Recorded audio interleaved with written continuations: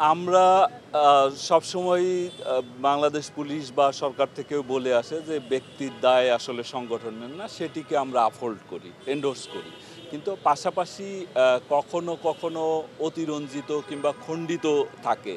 যেমন আমাদের এক কর্মকর্তা সম্পর্কে বলা হলো যে তিনি সপরিবারে পালিয়ে গেছেন, কিন্তু তিনি আসলে পালিয়ে যান নাই। তো সেই কারণে আমরা অনুরোধ করেছি। প্রতিবাদের পাশাপাশি আমরা কিন্তু কোনো নির্দেশনাও দেই নাই, অন্য কোনোভাবে আপনাদের অর্ডার করি নাই। আমরা অনুরোধ করেছি যে যেকোনো এটি স্বাভাবিক যে যেকোনো, শুধু পুলিশ সদস্য কেন, যেকোনো নিউজ করার আগে একটু ভালোভাবে যাচাই বাছাই করার অনুরোধ করেছি। এটি পেশাগত ভাবেই তো আসলে এটা যে কেউ করতে পারেন। তো অনুরোধ রাখা না রাখা সেটি আপনাদের বিষয়। আমরা শুধুমাত্র অনুরোধ করেছি।